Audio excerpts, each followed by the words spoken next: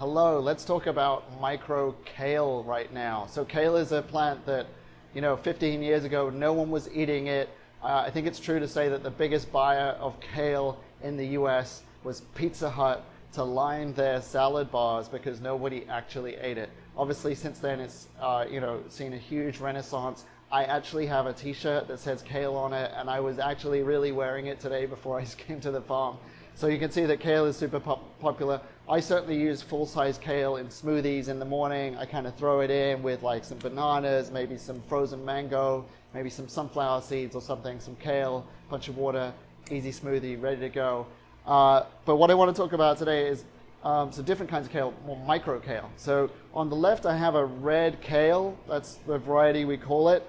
As you can see, it's not a bright fire engine red. It's more of a purpley kind of greeny red. It's beautiful, especially when it comes out. I'll show you a little leaf here.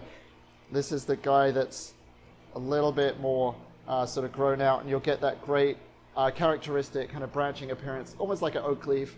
And the classic kind of milder taste of kale. So kale's really sort of can be quite bitter. It's a green that if you're not into your greens, you're going to find it a little bit tough to work with. But the micro is a much milder flavor. So if you've got people in the house who maybe aren't so keen on their salad greens, it's tough to get them to eat vegetables, this little micro kale is sort of the easiest, most pleasant, dipping your toe into the water of greens kind of experience that you might get. So a red kale here. This guy's been growing for, I would say, quite a while in the system. Let's see.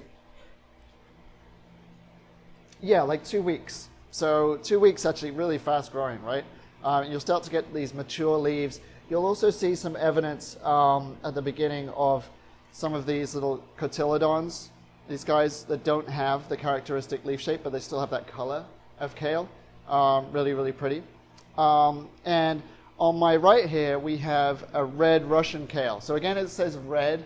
This ain't like really, really red, but it is another kind of kale. You get a similar sort of leaf shape, but you'll get this beautiful bright green appearance as well. So these guys kind of work really nicely together.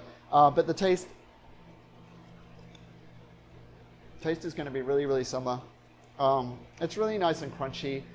I would say with these microgreens, use them fresh, use them in a salad, use a very light dressing, maybe go a little bit more acidic on the dressing, maybe more parts acid to fewer parts oil or fat. To really bring out the brightness of these products.